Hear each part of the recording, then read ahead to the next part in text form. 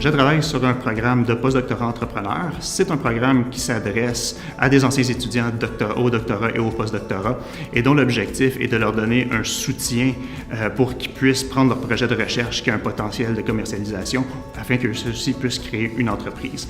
Ça s'adresse à tout ce qui touche aux données au sens large. Donc, on parle d'apprentissage machine, d'intelligence artificielle et de recherche opérationnelle. Et évidemment, peu importe le domaine, donc ça peut être parmi tous les domaines qui touchent Ivado, on parle de santé, transport, finance, etc.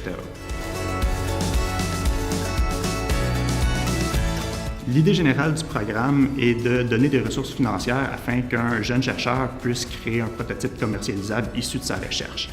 Au-delà du prototype commercial, ce qu'on cherche à faire également, c'est de prendre ce chercheur et en lui donnant des formations en création d'entreprise et en lui donnant accès à des mentors d'affaires, d'en faire un entrepreneur.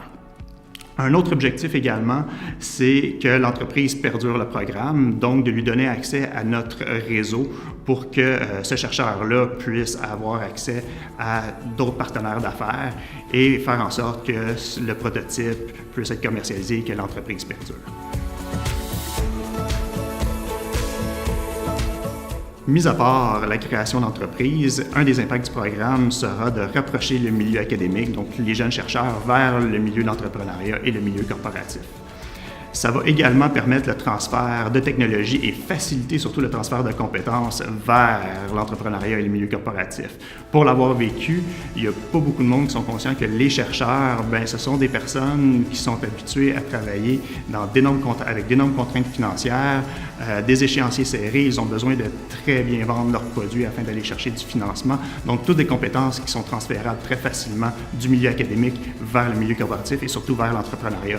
Donc, être capable d'aller chercher ces personnes-là et de les attirer vers l'entrepreneuriat serait un atout incroyable pour la communauté d'intelligence artificielle de Montréal. J'aimerais un rapprochement entre le milieu académique et le reste de la population. Donc, d'un côté, il y a le mythe qui perdure que le milieu académique travaille seul dans leur tour d'ivoire, alors que dans les faits, ils n'ont pas le choix de faire des partenariats avec l'ensemble de la communauté pour faire avancer leur recherche.